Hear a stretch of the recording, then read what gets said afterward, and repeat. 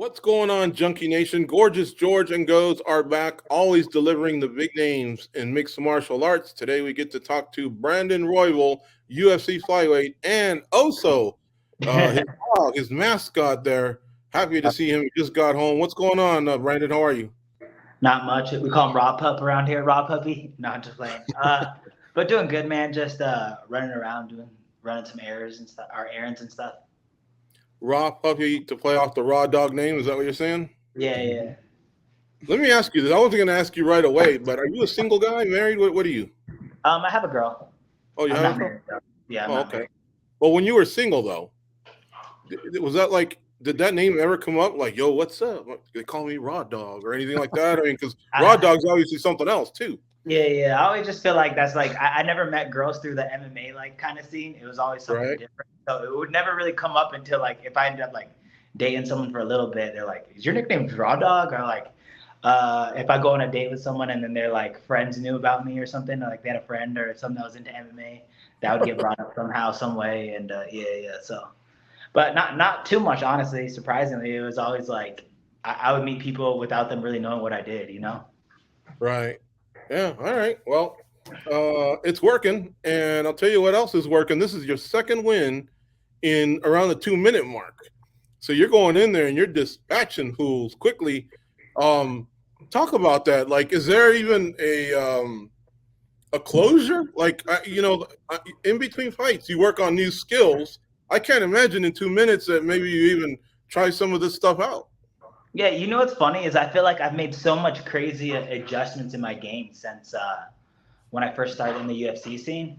And it's like I kind of like have not really got a chance to prove it since like within the last 2 years or last year and a half.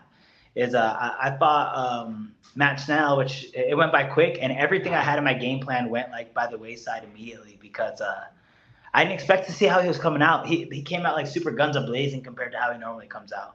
I thought he played a little passive, but with this fight, I left the cage and I like when I got back and like everything got a little silent and stuff. I was sitting next to my cornerman and my friend Clay, and I was telling him, I was like, isn't it kind of weird to think that fight ended off that? And it's like, if I didn't land that, like, what happens to the rest of the fight? Like, you know what I'm saying? It's not like it wasn't really the most conclusive win because it was like, yeah, sure, I knocked him out and I got the finish and all that, which is awesome. But it's like, I kind of just wonder, like, how would it have played out for the rest of the fight? Like, would it just been the opposite way if I didn't land that knee at that perfect time and all that, you know?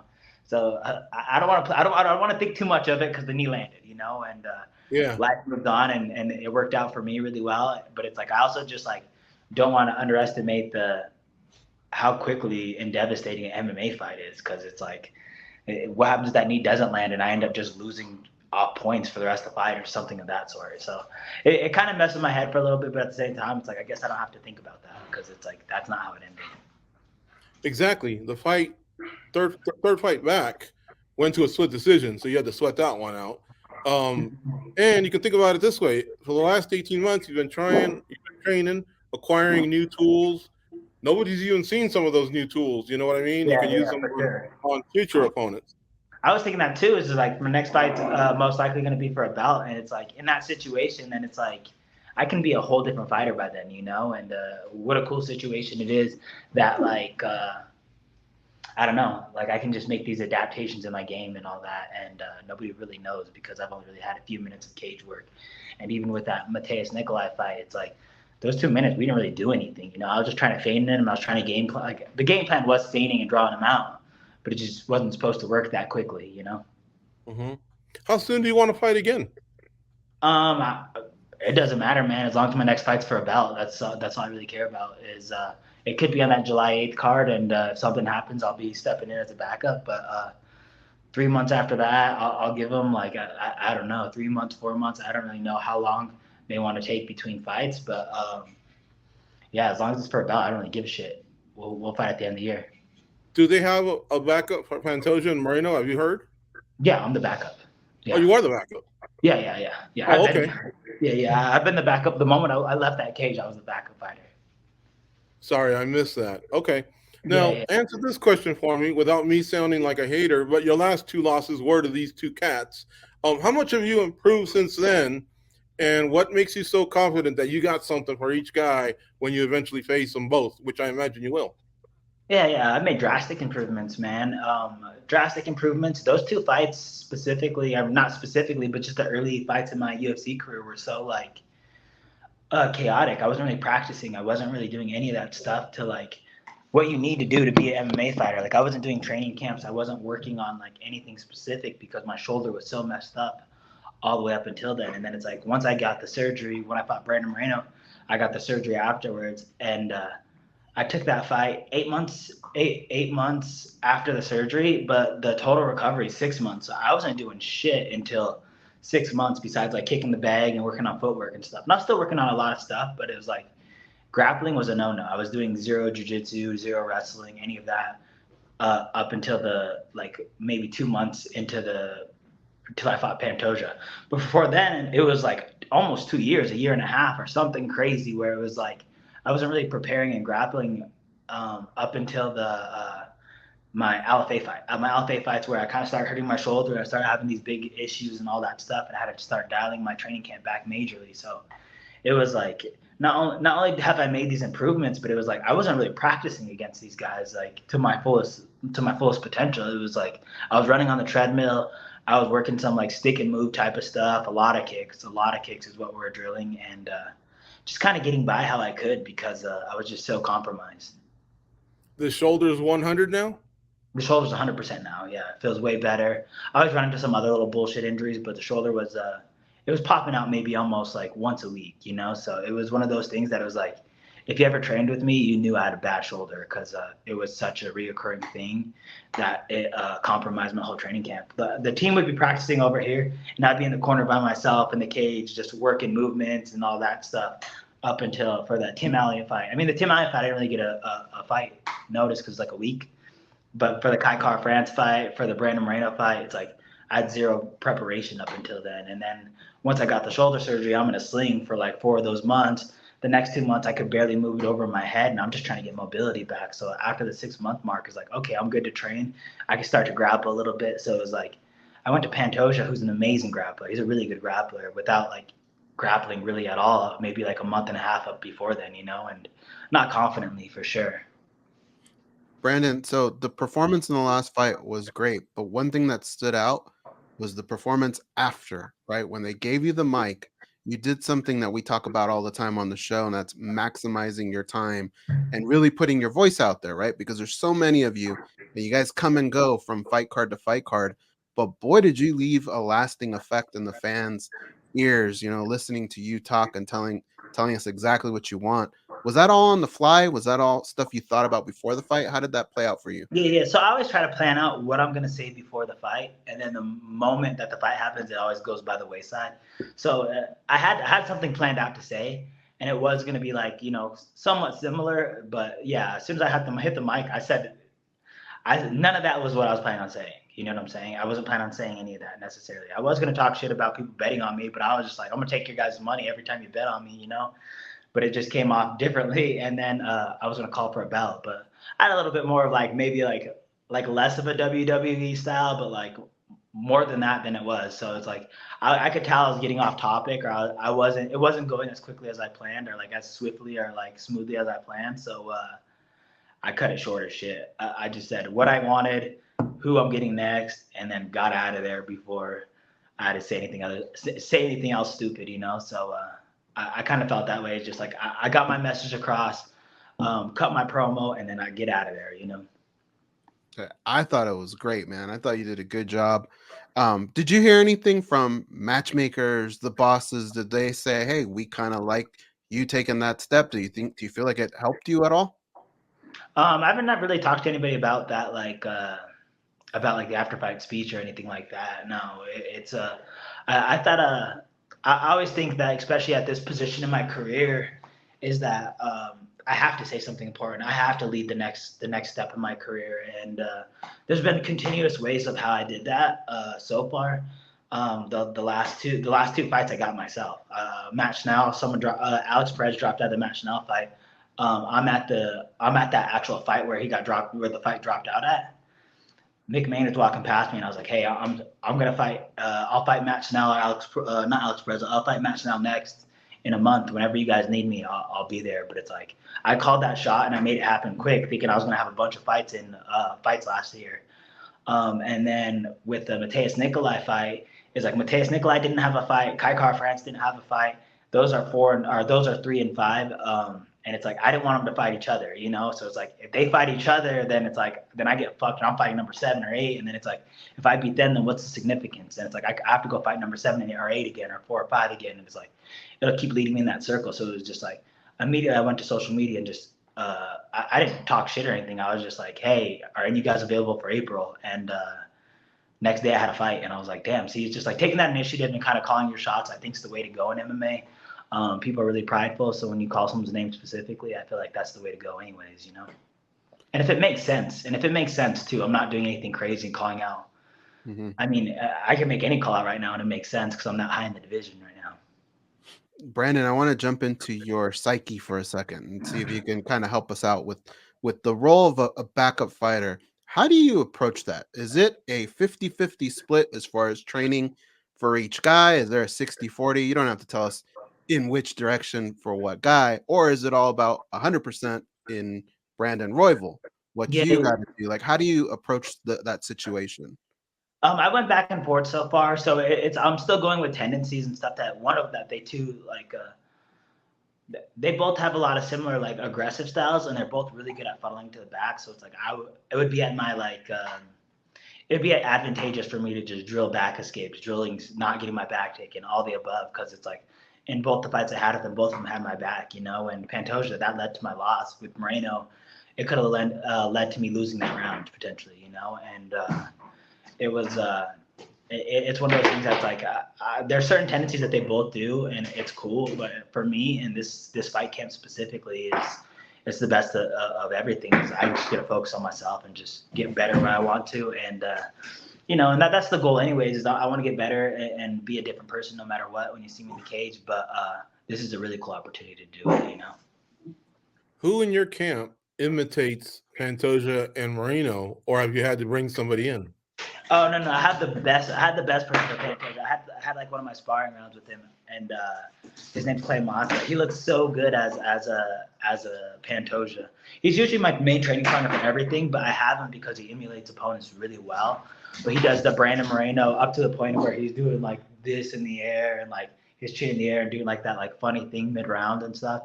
And like he really just implements the mannerisms, you know, the reactions that they give and all that stuff. So I'm super grateful to have him not only as one of my main training partners, but in my corner and all that, because he does really well with all that. And just simulating opponents, and then we go over the game plan together. And it's just like I'm really lucky to have a friend like that, because me and him are about to win a belt together. Rather than me asking you my next question and you going, man, that guy's nosy, I'm just going to tell you I'm nosy. That's why I'm asking this question. But how does it work? Your pay for this fight, do you just get a guaranteed show, and if you don't fight, you get that? Or have you been able to negotiate a show and win if you have to weigh in? Yeah, and I is get a this certain more amount than to you would win. normally make if you were fighting someone else, because you may all of a sudden, boom, be fighting for a title? Like, how does that contract work? Yeah. So as of now, I'm just making money to make weight. So as of now, if I make weight, I make money. But I imagine if somebody drops out, especially the week of or like a couple of days before, is like I'm in big contract negotiation where it's like, okay, I could save this card. Chips are a little bit in my hand. So I kind of feel like that's like if that happens, that's the way to go. But that being said, is as of now, I make an automatic check for making weight. Yeah. Okay. Did you well, I guess I'm curious, how hardball would you play, like, to save the card? I mean, they do have another title fight there, but at the same time, I'm sure they want to go forward with this. Is that something you worry about then, or do you and your agent have a game plan already? I have a game plan. I don't really know what his game plan is necessarily, but I mean, at the end of the day, the dream is to win a belt. So it's like the opportunity is usually the best scenario. But that being said, is I'm not gonna ever sell myself short. It's like I feel like I should be making a lot of money as a fighter because I'm fighting nothing but top ranked opponents since I banned the UFC, and it's like the structured pay that it is. There's not that they've compensated me and they've done a really good job, but it's like they don't necessarily just be like, all right, this dude's fighting top 10 now, he's a top 5 fighter, and he's fought nothing but top 5 fighters most of his career. I fought almost half my fights are like title eliminators in the UFC, so it's like I feel like I should be compensated. And that being said, is if the balls are in my the deck's in my hand, I'm gonna definitely go for the kill for sure. You're damn right. Exactly. Kind of cash out. You fighters deserve it, especially when you start getting to that level. Use that leverage for sure. Now, if they had offered you a fight on the same card or to be the backup, so would you have wanted maybe the fight itself and maybe still be the unofficial backup? Meaning, if the title fight fell through, you'd get pulled from your fight, and then there'd be a trickle effect. Would you have wanted that scenario, or do you like the scenario I'm just the backup? Yeah, I like the scenario of me just being the backup because I think that just gives me a guaranteed title shot later. I was super stoked with the idea that Davidson's going to stay down at flyweight because, I think that's a really winnable matchup for me. I really like the matchup between him and I, but also it's just like I feel like there's really no one else to give the title shot to next. But that being said, is if I want to shut everybody up and make sure that there's no doubt, is go beat the last champ.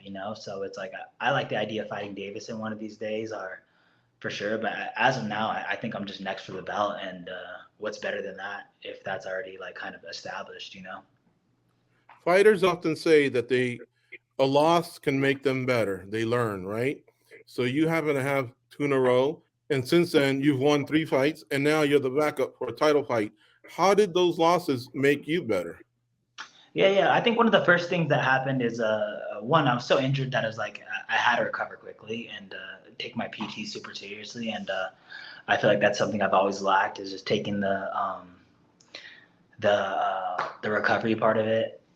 I never really did that, and I'm still slacking at it. But the MMA portion is like why I show up. But for me, it changed how I even do my camp and structure my camp. It's I do a lot of my ground game at a jiu-jitsu school, like a specific jiu-jitsu school called Logos, and it's like I feel like that was like a big adjustment I had to make because all the top 10 fighters in the UFC and the flyweight division are also black belts in the UFC. And it's like not even just the top 10, the whole UFC. Like if you look up and down the roster, more than half these dudes are black belts in jiu-jitsu. And it's like I'm over here being like one of the more advanced guys in the MMA school that I train at. And it's like I don't want to be that. I want to be getting humbled every day. So it's like now I get the shit kicked out of me by this 19-year-old jiu-jitsu prodigy, and like that sucks. And but it's eye-opening, and then it's also like if I want to win the belt and I want to beat these 2 guys who's Pantoja and Moreno, who are also black belts in jiu-jitsu, I want to get the best look possible for them. And just stuff like that is it kind of just switched up my style a little bit. It's like not only am I training at Factory X, but I'm training like elsewhere a little bit too. Is I've hit a couple boxing gyms in Colorado, and like I said, that jiu-jitsu gym has been a main difference I think in my training of just like, okay, I have this, and it's like I can depend on the skills that I already have, or I can go take it to the next level with people that are just focused on this martial art. And same thing with boxing is like now it's like I already feel like I have really good hands for MMA. But that being said, is you go train people who have nothing but hands. It's like you realize, okay, there's levels to this, and I'm not at this level. Yeah, for sure. All right, just one more here, maybe 2, but did you ever think you arrived just as the UFC almost let the flyweight division go? I don't know if you know that story, right? And luckily it stuck around. 125 in boxing has been incredible. I mean, Cesar Chavez, Pacquiao, Floyd, they eventually started there and grew to what they became, right? But they had stops there, and there's been some great fighters there. And I've always, goes as well, we've always petitioned for the flyweight division to, it should have been there a long time ago, and I'm glad it's there now. But have you ever thought to wonder, where do you think you'd be if they had done away with it? Because Bellator only recently started to dabble with that division, and PFL doesn't have it. One championship does, and I guess there would have been the option to just be a bantamweight. But do you know where you would have been? Do you have an idea where your career would have been if they would have kind of done away with it? I was extremely affected by that when the UFC cut the flyweight division, because that's like when I was about to get signed to the UFC. It's like right at those moments where I'm like, okay, I'm one fight away. They're telling me, my manager at the time was telling me, and he could have been blowing smoke, but he was telling me, he's like, you win this fight, then you're going to the UFC for sure. And I'm like, perfect. Like, oh, okay. I'm cutting weight for this fight. I took it on a week notice, right? This is for the LFA championship, and I'm reading while cutting weight in the bathtub that they just did away with the flyweight division, and it's like, yeah, I was extremely affected by that. But my first instinct was to go to one in Pride, or not Pride, Risen.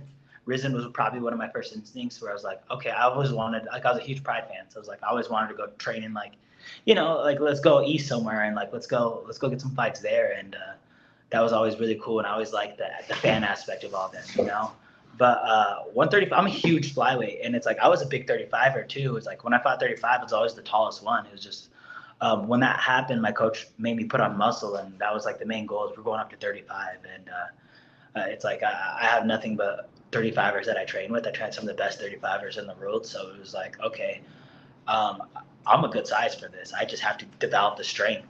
The strength is where I lack the most, and the strength is really where I lack in the flyweight division a little bit too. But yeah, if I was going up a weight class, it would have to be bringing that strength. So I think I was one of those few that I was lucky enough that I could go up to 35, and I think that was the main plan. The main plan was the UFC always. So at 35 was probably going to be the option for me. Interesting. And just to be clear, was it an ice bath or a bubble bath? Because I got to imagine it's hard to read when you're shaking. Oh yeah, no, it was a hot bath. It was like a steam bath. Like, I was cutting weight, Wow. like, as hot as it could get. I think that the temperature was probably like that the cut weight's like 108 or something like that. And I didn't know the temperature then, so I was rocking it way higher. So yeah, it was a hot bath, and I was over over here cutting one of the more, like, worst weight cuts I've had, because I took it on a week notice, and for an opportunity that it's like, okay, this is a big opportunity. I'm fighting Casey Kenny, who went to 35 when they cut the flyweight division, because he got signed right after that, and he got signed as a 35er. But yeah, I remember, I'm like, damn, this is not worth it at all. I'm cutting a bunch of weight. I'm about to take this fight on a week notice, a 5-round fight, and I'm like, and this whole division just got cut. Like, I'm reading it on MMA Junkie. I'm reading on MMA Junkie that this whole division got cut, and I'm like, damn, this is crazy. So yeah, I was in an interesting position when that flyweight fight, or when the flyweights got cut. Thanks for the plug. You're using our app. I like it. Yeah, I was 100% using MMA Junkie too. Thank you. Nice. Brandon, thanks for the time as always. Shout out to Oso. We enjoyed looking at your mascot. And we're so happy that you built yourself back after those losses with 3 in a row, 2 in the first minute, and now you could be fighting for a title, but at least you'll be the backup, which means you will be fighting for a title later this year. It's going to be big for Raw Dog in 2023. Thank you for that. I appreciate you guys' time.